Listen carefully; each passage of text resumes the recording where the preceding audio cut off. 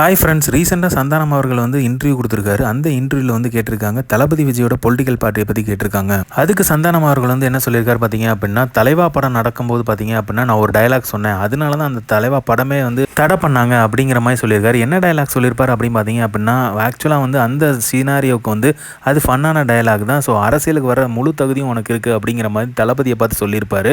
So அது வந்து comedy சீனாக தான் அமைஞ்சிருக்கும். பட் ஆனால் அந்த டயலாக் தான் வந்து இந்த படத்தை தடை பண்ணாங்களா அப்படின்னு கேட்டால் அதுவும் காரணமாக இருக்கலாம். ஏன்னா பல காரணங்கள் இருக்குது. முக்கியமான காரணமாக எதிர்பார்க்கப்பட்டது என்ன அப்படின்னு பார்த்தீங்கன்னா, தலைவா படத்தோட டேக்லைன் தாங்க முக்கியமான காரணமாக எதிர்பார்க்கப்பட்டது. அதில் வந்து டைம் டு லீட் அப்படிங்கிற மாதிரி போட்டிருப்பாங்க. ஸோ அதுதான் சொல்லப்பட்டுச்சு. ஸோ உண்மையான காரணம் என்னங்கிறது தெரியல. ஆனால் மாறி மாறி இரண்டு கட்சிகளுமே வந்து தளபதி வந்து பயங்கரமாக ட்ரிகர் பண்ணாங்க. ஸோ இந்த தலைவா படத்துக்கு வந்து அவ்வளோ ஃபேஸ் பண்ணார் தளபதி அவர்கள்.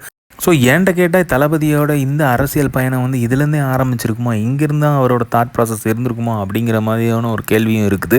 ஏன்னா தளபதி அவர்கள் பல வருஷமாக யோசிச்சு தான் இந்த ஒரு முடிவை எடுத்திருப்பார். ஸோ அரசியல் களம் இறங்கணும் அப்படின்னா பல வருஷங்கள் யோசிச்சிருக்கணும். ஸோ அதுக்கான கட்டமைப்பு வந்து தளபதி கிட்ட இருந்துச்சு.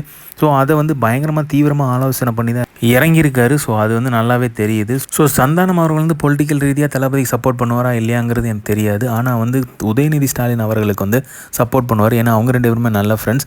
ஸோ இப்போ சினிமா துறையினரே வந்து பல பேர் வந்து தளபதிக்கு எதிராக வந்து பேசிகிட்டு தான் இருக்காங்க.